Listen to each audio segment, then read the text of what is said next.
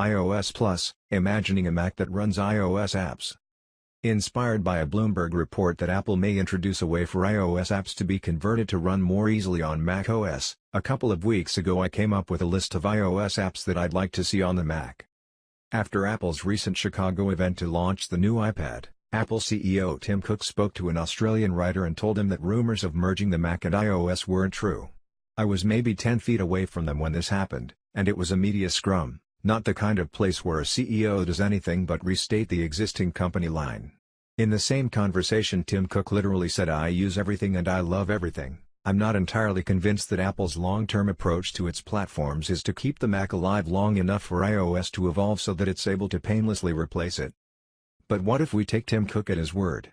Any Mac-iOS merger would probably be many years from now, so regardless, if the Bloomberg report is true, Apple will be pushing the iOS and macOS app worlds closer together much sooner. What does that mean for the Mac, and how we use our Macs every day? Taste the marzipan. The strategy of keeping the Mac around while getting an influx of new apps from iOS makes a lot of sense.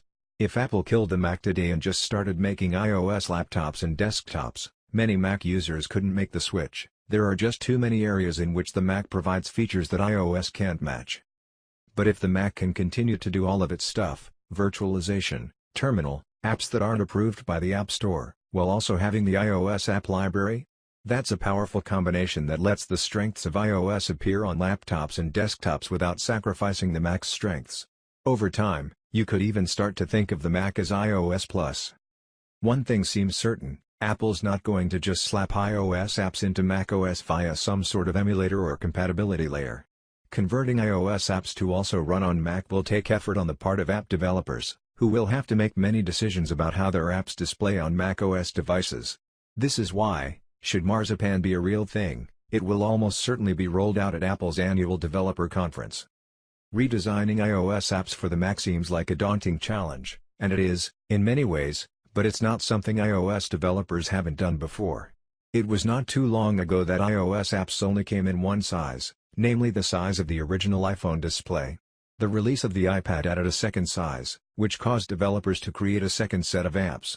But earlier this decade, Apple announced to developers that they needed to start using tools that would allow app designs to shift based on the size of the device. It was a big deal at the time, and required some serious work on the part of developers, but it was necessary for iOS devices to work properly on the many screen sizes in use today: the iPhone SE, iPhone 6s/7/8, iPhone 6s/7/8 Plus, iPhone 10, iPad, iPad Pro 10.5, and iPad Pro 12.9 mean that there are 7 different sizes of iOS screen.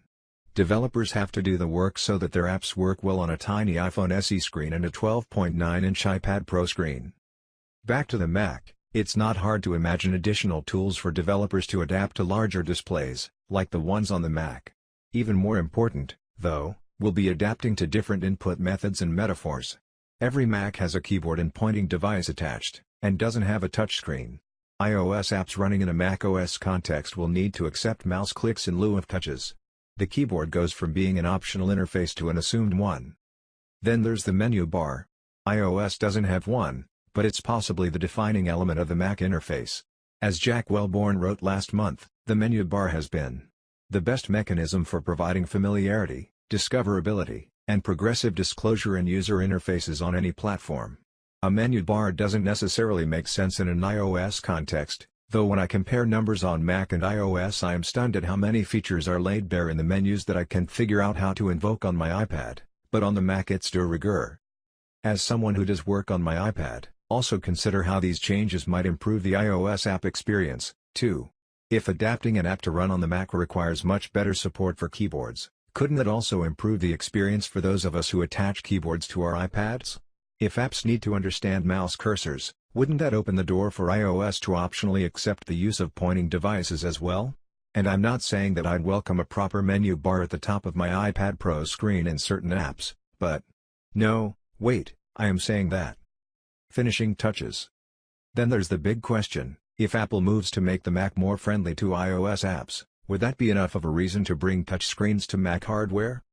Apple has resisted touchscreens on Macs thus far, in part because they believe, rightly, in my opinion, that adding touch to the Mac interface would require a pretty serious rethink of that interface. That's tough to do when the Mac's greatest asset is its familiarity. A touchscreen on a Mac makes more sense, though, when it's able to run a whole class of applications that are built with touch in mind. And even old-school Mac apps could take advantage of touch in a few places, scrolling web pages in Safari, or pinching to zoom in Preview, for example. The ability to run iOS apps and support for touchscreens also opens some interesting hardware forms that Apple has thus far avoided, including the convertible A laptop that can be folded or twisted or detached into something more like a tablet. I can't imagine a Mac converting into an iPad, but I can imagine a touchscreen Mac that runs apps sourced from iOS being able to be flipped into tablet mode to run those apps. Then again, maybe iOS app developers will look at the Mac and just decide it's not worth the effort. Or maybe iOS apps will appear on the Mac, but without proper adaptation, creating a weird mishmash of an interface that's neither fish nor fowl. That sounds exactly like the sort of thing Apple executives have said repeatedly that they want to avoid. But let's think positively.